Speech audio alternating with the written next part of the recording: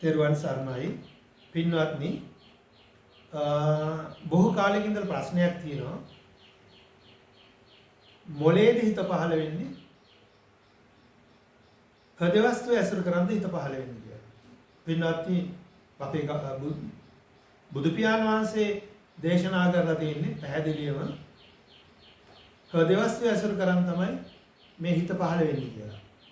පින්වත්නි ධම්මපදයේ තියෙනවා දූරං ගමං ඒක චරං අසරීරං ගුහාසයන් යේ චිත්තං සංඥාමෙස්සන්ති මොක්ඛන්ති මාර බන්ධනා කියලා ගාතාවක්. මේ අය දන්නවනේ. ඒකේ පැහැදිලිවම හෘදවස්තු ඇසුරු කරන් තමයි ලේ ධාතුව. හෘදවස්තුවේ පහළ වෙන ලේ ධාතුවේ තමයි අපේ චිත්තය කියන එක පහළ වෙන්නේ. චිත්තය කියන එක. හැබැයි මේ අපේ මේ විද්‍යාවේ අපේ විද්‍යාඥයෝට මේ අර සිත දකින්න බැහැනේ. ඒක ඒගෑගේ වරදක් නෙමෙයි. උපකරණ වලට අහු වෙන භෞතික දෙයක් ගැන මේගොල්ලෝ කතා කරන්නේ. ඒ හින්දා ඒගොල්ලෝ තව ඉදිරියේදී සමාත ගොඩක් ඉදිරියට යයි. නමුත් දැනට ඒ අය කතා කරන්නේ මොලේ තමයි මේ අපේ සිත කියන එක පහළ වෙන්නේ. එතකොට ඒගොල්ලෝ ප්‍රකාශ කරන්නේ ඒක මනස කියලා. මොලේ තමයි මනස පහළ වෙන්නේ කියලා. නමුත් සිත කියන්නේ චිත්තයයි. එතකොට ඒක බුදු පියාණන් වහන්සේ මේක බුද්ධ ඥාණයෙන් දැකලා පැහැදිලිවම සිත කියන්නේ චිත්තයයි. ඒක මනස කියන්නේ චිත්තයේ කිලුටුන අවස්ථාවක්. බාහිරින් එන උපක්ඛලෙස් වලින් බුදු පියාණන් වහන්සේ දේශනා කරනවා මේ හෘද වස්තු ඇසුරු කරන් තමයි මේ චිත්තය පහළ වෙන්නේ කියලා. ඉතින් මේකට අපිට භෞතික විද්‍යාවෙන් ගැන කතා කරලා මේ ඒ අයගේ උපමා කියන්න ඕනේ නැහැ. මේකට දෙන්න පිළිතුර පාලි බුද්ධ දේශනාවෙම බුදු පියාණන් වහන්සේගේ දේශනාවම තියෙනවා. මොකද අනිත් අයව පහදන්න විද්‍යාඥයෝ කිව්ව ඩෙකාට් කියපු දේ මේකයි. මේ එනා කිව්ව මේකයි කියන එක කියන්න අපිට කිසිම අවශ්‍යතාවයක් නැහැ. ප්‍රමාණවත්තරන් සාක්ෂි අපේ පාලි බුද්ධ දේශනාවේ තියෙනවා. මට මතකයි කෑලගහ උපමා කරගෙන දේශනා කරපු කෑලෝපම සූත්‍රයේදී බුදු පියාණන් වහන්සේ දේශනා කරන මේ පාලකයා ඉන්නේ හතරමං හන්දියේ. දැන් හතරමං හන්දිය කියන්නේ පින්වත්නි අත් දෙක දිග හැරියාම හරියටම හතරමං හන්දියේ ඉන්නේ හදවස්ස. ඉතින් ඒක බුදු පියාණන් වහන්සේ එතන පැහැදිලිවම දේශනා කරලා තියෙනවා මේ පාලකයා ඉන්නේ සතරමං හන්දිය කියලා. ඒ වගේ කරපු දේශනා තව තියෙනවා. මම හිතන්නේ ඒවා පෙන්න දෙන එක තේරුමක් නෑ. මේ අයට ඒක සැකයක් නෑ. චිත්තය කියන එක පහළ වෙන්නේ හෘදවස්තු ඇසුරු කරන් ලේ ධාතුවේ. හෘදවස්තු එකතු වෙන ලේවල. මම හිතනවා මේක උපමාවක් හැටියට මම උත්සාහ කළොත් මේ ධර්ම මේක ගලපලා උපමාවකින් මට මේ අයට පෙන්න දෙන්න. අපිට කවුරු හරි කෙනෙක් බනිනකොට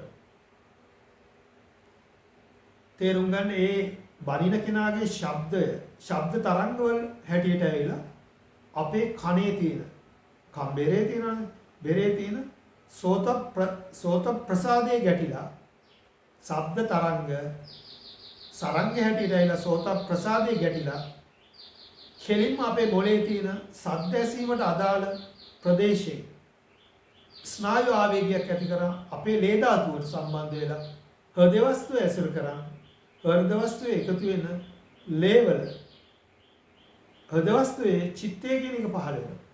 එතකොට මොලේ තියෙන ස්නායු ආවේගයෙන් තමයි පැහැදිලිව මොලේ ස්නායු ආවේගයෙන් තමයි ලේ ධාතුව සම්බන්ධ වෙලා හෘද වස්තුවේ එකතු වෙන ලේවල අපේ චිත්තය පහළ වෙනවා. මුලින් පහළ වෙන්නේ චිත්තය. චිත්තය පහළ වෙනකොටම ඒ අපේට චිත්තයෙන් ඇහෙනවා ඒ කියන දේ. ඒ ශබ්දය අපිට ඇහෙනවා. ඒ ශබ්දය අපිට බණින එකක් නම් එසැනින් අපේ චිත්තය කිලුට වෙනවා. අපිට තියෙනවානේ රාග, ద్వේෂ, මෝහ කියලා අකුසල් මුල් තුනක්. එසැනින් අපේ චිත්තය කිලුට වෙනවා. හැබැයි රාතන් වහන්සේ චිත්තයෙන් ඇහෙනවා. උන්වහන්සේට රාග, ద్వේෂ, මෝහ නැති නිසා උන්වහන්සේ චිත්තයෙන් අහලා උන්වහන්සේගේ චිත්තය කිලුට වෙන්නේ නැහැ. ඒ චිත්තයෙන් අහලා තමයි උන්වහන්සේ ප්‍රතිචාර දක්වන්නේ. ඒක තමයි රහතන් වහන්සේ ගැන දේශනා කරලා තියෙන්නේ. සමහරව හිතනවා බුද්ධ දේශනාවේ බුදු පියාණන් වහන්සේ දේශනා කරලා තියෙනවා දිත්තේ දිත්ත මත්තං සුතේ සුත මත්තං මුතේ මුත මත්තං විඤ්ඤාතේ විඤ්ඤාත මත්තං කියනකොට දැක්කොත් දැක්ක පමණයි ඇහුනොත් ඇහුන පමණයි කියලා කිව්වොත් ඒ කියන්නේ නමුත් රහතන් වහන්සේ ඒ තුල පටිච්චසමුප්පාද තුල පංච උපාදානස්කන්ධ සකස් වෙලා පංච උපාදානස්කන්ධේ විපාක පිණිස කර්ම සකස් වෙනවා භවයේ සකස් වෙන්නේ නැති එක තමයි උන්වහන්සේගේ අර දිත්තේ දිත්ත මත්තං කියන්නේ. ඒ කියන්නේ ඇහිලා උන්වහන්සේ ඒකට ප්‍රතිචාර දක්වලා උපදෙස් දීලා උන්වහන්සේ එයාගේ පෙර ජීවිතත් දැකලා එයාට ලොකු උපදෙස් දෙන්න පුළුවන්. අර දැක්කක් පමණින් නතර වෙන්නේ නැහැ. නමුත් උන්වහන්සේගේ අධ්‍යාත්මික පැත්ත තමයි නතර වෙලා තියෙන්නේ.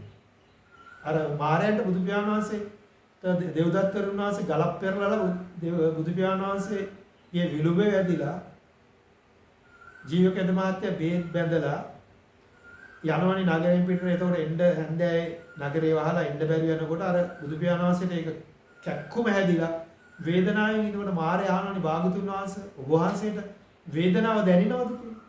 එතකොට බුදු පියාණන් වහන්සේ මාරයට ප්‍රකාශ කරනවා මාරය ඔය ඔබ කියන වේදනාව මම බෝධි මූලයේදී නැවැත්තුවේ. ඒ කියන්නේ මානසික වේදනාවයි බෝධි මූලයේදී නවත්තලා තියෙන්නේ. නමුත් බුදු පියාණන් වහන්සේ මේ කායික වේදනාව විඳිනවා දැන් දැඩි විදියට. තේරෙනවද? අර මම පෙන්වන්න දෙන්න උත්සාහ කළේ අපි දෙට්ට මත්තන් කිව්වම අර එතනදී අර මානසික පැත්ත තමයි නැවතිලා තියෙන්නේ. කායික පැත්ත ක්‍රියාත්මක වෙනවා. ඉතින් ඒක තේරුම් ගන්නයි මම අර උපමාවක් කිව්වේ දේවදත්තරුන් පෙරලපු ගල ගැන. බුදු පියාණන් වහන්සේගේ විලුඹ ඇදිච්චේ ගැන. එතකොට පැහැදිලියම අපිට කවුරු හරි බයිනකොට ඒ ශබ්ද තරංගය ඇවිල්ලා අපේ කනේ සෝත ප්‍රසාදී කනේ බෙරේ තියෙන සෝත ප්‍රසාදී ගැටලා අපේ චිත්තේ පහළ වුණා. අපේ චිත්තේ පහළ වෙන්නේ මම ඉස්සෙල්ලා විග්‍රහ කරන්නේ ඒක ගිහිලා කෙලියම මොලේ ශබ්ද ඇසීමට අදාළ වෙන ප්‍රදේශයේ ස්නායු ආවේගය ඇති කරලා ඒක කෙලින්ම ලේ ධාතුවට බලපාන්නේ. ඒක හෘද වස්තුවේ එකතු වෙන ලේ තුල චිත්තේ කියන එක පහළ වෙනවා. ඒක චිත්තේ පහළ වෙනකොට මේක බයින එකක් හින්දා අපිට රාග ద్వේෂ මොහ වල ద్వේෂය ඇති වෙලා චිත්තේ කෙලු වෙලා මනස වෙනවා. මනස වුණ ගමන් මනසෙන් කරන්නේ අර චිත්තෙන් ඇවුණු බයින ශබ්දේ නිමිත්තක් කරි නිමිත්තෙන් කොටසක් කරි මනස ගන්න. තේරුම් ගන්න මනස තමයි මේ නිමිත්තක් හෝ නිමිත්තෙන් කොටසක් ගන්න. එතකොට නිමිත්තක් හෝ නිමිත්තෙන් කොටසක් කරා මනස ඒ නිමිත්ත හෝ නිමිත්තෙන් කොටස ගැන මානසිකාර කරනවා. මානසිකාර කියන්නේ නාම ධර්මයක්. මේ දන්නවනේ වේදනා සංඥා චේතනා ස්පර්ශ මානසිකාර. ප්‍රථමයෙන්ම කරන්නේ මානසිකාර. නිමිති රූපේ අර නිමිත්තක් ගත්තාම නිමිත්ත ගැන ප්‍රථමයෙන් මානසිකාර කරනවා. මානසිකාරය නිසා නිමිති රූපයක් වෙනවා. ඔන්න ඕක තමයි පංච උපාදානස්කන්ධේ රූප උපාදානස්කන්ධය හැදෙන්නේ. නිමිති රූපයක් වෙනවා. රූපයක් වෙලා ඒක මනසේ පහළ වෙනවා. මනස එතකොට නිමිති රූපේ ස්පර්ශ වෙනවා. මේ හතරවෙනියට කතා කරමු නාම ධර්මයේ ස්පර්ශය. ස්පර්ශය නිසා තමයි අපිට තරහ යන්නේ. තරහ යනවා කියන්නේ වේදනාව පහළ වෙනවා. මේ නාම ධර්ම වේදනාව පහළ වෙනවා. ඒක තරහ යනවා. එතකොට විඳින රූපේ හඳුනා ගැනීම විඳින බණින ශබ්ද රූපේ හඳුනා ගැනීම සංඥාව පහළ වෙනවා. හඳුනාගත් ශබ්ද රූපයට අනුව රූප සංචේතනාව පහළ වෙලා තමයි පින්වත්නි සෝත විඥානය ඇති වෙන්නේ. සෝත විඥානය කියන්නේ දැනගන්නවා කියන එකයි. නමුත් සිත නෙමෙයි. එතකොට සෝත විඥානය ඇති වෙනකොට මනසෙන් නාම රූප සකස් කරලයි සෝත විඥානය පහළ වෙන්නේ. තාම මනස තියෙනවා. දැන් නාම රූපයේ තියෙන විඥානය පහළ වුණා. දැන් මනස කරන්නේ පින්වත්නි දැන් අපි දන්නවනේ පටිච්චසමුප්පාදේ විඥාන පත්‍ය නාම රූප. දැන් මම මේ කතා කළේ සංකාර පත්‍ය විඥාන කියන එක. එතකොට සංකාර පත්‍ය විඥාන උනේ සංකාර තුළ මනස සකස් වෙලා චිත්තේ කිල්ට වෙලා මනස වෙලා මනසින් නාම රූප සකස් වෙලා තමයි විඥානය සකස් වෙන්නේ. සරියුත් හාමුදුරුවෝ නලකලාප සූත්‍රයේ නාම රූප හේතුවෙන් විඥානය කිව්වේ මෙතන. ඒතර විඥානයේ නැවත නාම රූප සකස් වෙනවා. එතකොට මනස කොහොමද විඥානයේ නැවත නාම රූප සකස් වෙන්නේ? මේවා වචන විතරක් කතා කරලා වැඩක් නෑ. වචන විග්‍රහ කරලා වැඩක් නෑ. මේක අර ඊටමත් පැහැදිලිව නාම රූප හැටියට බෙද බෙදා පෙන්වන්න ඕනේ. බිඳි බිඳි යන නාම රූප හැටියට විඥානයේ දලුලා වැඩෙන හැටි පෙන්න දෙන්න ඕනේ. ඒක තමයි ධර්ම අවබෝධය කියන්නේ. නැත්තම් පොතේ තියෙන එක පමණක් කතා කරන්න පුළුවන්. මේක අවබෝධය. පොතේ තියෙන දේෙන් ලැබිච්ච පාලි සූත්‍ර දේශනාවෙන් ලබාගත්තු අවබෝධය. පින්වත්නි විඥානයේ නාම රූප සකස් වෙන්නේ මනස විසින් විඥානේ. දැන් ගන්නවනේ විඥානේ පහළ වුණා. නාම රූපයේ තියෙන විඥානේ පහළ වුණා. මනස විසින් විඥානේ අර පහළ වුණ මම කතා කළානේ මානසිකාර ස්පර්ශ වේදනා සංඥා රූප සංචේතනා හේතුන් තමයි විඥානේ සකස්. මනස විසින් විඥානේ අර රූප සංචේතනායි දැනගන්න. ඔන්න විඥානේ දැනගන්නේ මොකක්ද? රූප සංචේතනාව දැනගන්න. මනස විසින් විඥානයේ රූප සංචේතනාව දැනගෙන මනස ඒ විඥානයෙන් දැනගත්තු රූප සංචේතනාව ගැන මානසිකාර කරනවා. මේ කතා කළේ ආයත් නාම ධර්මයක්. එකම දේ තමයි නැවත නැවත කතා කරන්නේ. නාම රූප වල අන්‍යෝන්‍ය සම්බන්ධය. මනස රූප සංචේතනාව ගැන මානසිකාර කරනවා. මානසිකාරය නිසා රූප සංචේතනා රූපයක් වෙලා මනසේ පහළ වෙනවා. පින්වත්නි හැම සිස්සම මනසට පහළ වෙන්නේ රූප හැටියටයි. රූප සංචේතනා රූපයක් වෙලා මනසට පහළ වුණාම මනසේ ඒ පහළ වෙන රූප සංචේතනා රූපයේ ස්පර්ශ වෙනවා. ස්පර්ශ කියන්නේ නාම ධර්මයක්. ඒ ස්පර්ශය නිසා අර බණින අපිට අර බණින දේ ඇහිච්ච දේ අපේ තරහ තවත් වැඩි වෙනවා. කලින් යම් කිසි ප්‍රමාණයකට අපේ හිත තරහක් ඇති වුණා. දැන් ඒක ඊට වැඩි අපිට දැනෙන ස්වභාවයෙන් තරහක් ඇති වෙනවා. වේදනාව පහළ වෙනවා. වේදනාව කියන්නේ තරහ පහළ වෙනවා. මේක අපි නාම රූප වල වේදනා සංඥා චේතනා කියවම ගොඩක් අයට මේක තේරෙන්නේ නැහැ. නමුත් වේදනාව කියන්නේ තරහ. කැමති කෙනෙක් නම් ආදරයක් නැත්නම් ආශාවක් කැමැත්තක්. ඒක තමයි වේදනාව කියන්නේ. විඳින දේ හඳුනා ගැනීම සංඥාව පහළ වෙනවා.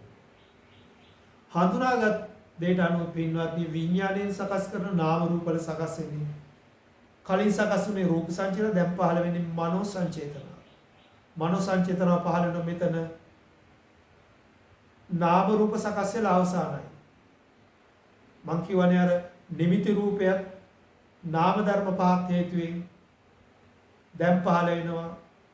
මේක කනට බලින ශබ්දයක් ඉඳලා කන සම්බන්ධයෙන් නම් සෝත විඥානය තමයි පහළ වෙන්නේ. සෝත විඥානය පහළ වුණාම මං කියවනේ නැවත විඥානයේ නාම රූප සකස් වෙලා විඥානයෙන් සකස් කරන නාම රූප වලින් මානසිකාර නිමිති රූපය මනසේ ස්පර්ශ වේදනා සංඥා මනෝ සංචේතනාවෙන් දැන් පහළ වුණේ දෙවෙනි පාර විඥාණයෙන් පහළ වුණේ සෝතායතනය. පින්වත්නි සෝතායතනය කියන්නේ මේ අය නම් ඉගෙන ගන්න සෝතායතනය කියන්නේ කන නැමැති ආයතනය කියලා. නමුත් සෝතායතනය කියන්නේ කන නැමැති ආයතනය නෙමෙයි. සෝතායතනය කියන්නේ පින්වත්නි තේරුම් ගන්න මුලින්ම චිත්තය කියලා මම කතා කළානේ. අර මොලේ ස්නායු ආවේගයක් ඇති වෙලා හෘද වස්තුවේ ඇසුරු කරන් චිත්තය කියන එක පහළ වුණා කියලා චිත්තය පහළ වුණේ හෘද වස්තුවේ. ඒතර මේ චිත්තයයි කිලට වෙලා කෙලින්ම මනස වුණා. මනස නාම රූප සකස් කරලා විඥානයක් සකස් කරලා විඥානය සකස් කරපු නාම රූප වලින් මනස තමයි සෝතායතනය වුනේ. එතකොට එහෙනම් සෝතායතනය කියන්නේ කිලිට වුණු චිත්තයයි. එතකොට සෝතායතනේ පහළ වුණාම පින්නත්නි කරුණු තුනක් තියෙනවා. මේ හකුලව කතා කරනවා තින්නම් සංගති පස්ස. මේක සංයුත්ත නිකායේ තියෙන ဒုတိ ද්වය සූත්‍රය කියලා සූත්‍රය නිදාන වර්ගයේ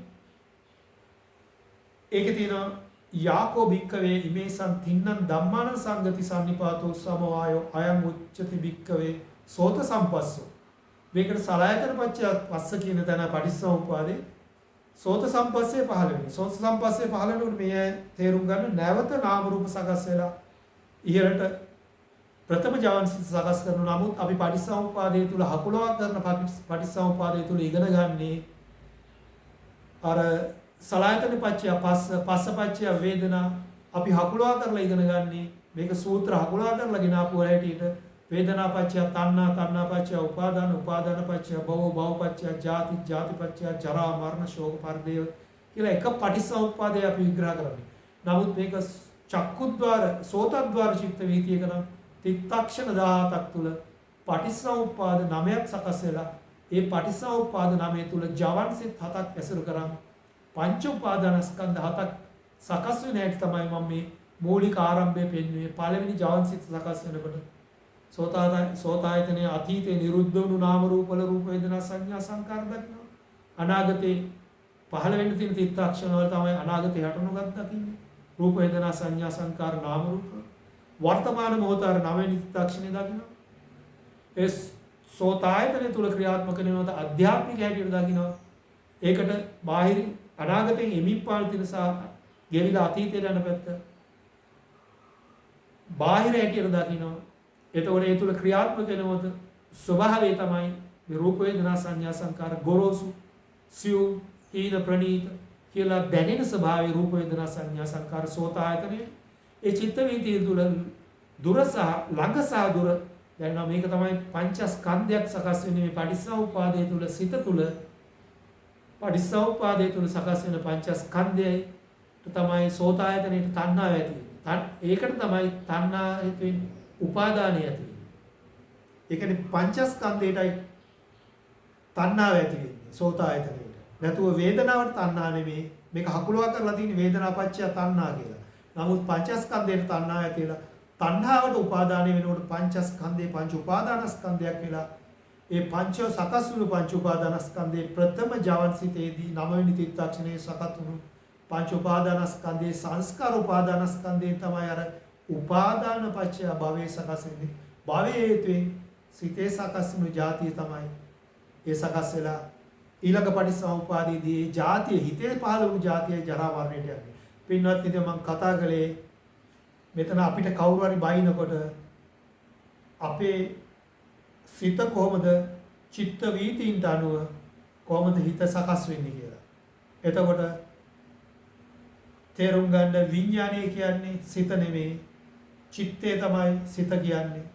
සියලු දෙනාම නුවණින් විමසා බලන්න. සියලු දෙනාටම තෙරුවන් සරණයි. साधु साधु साधु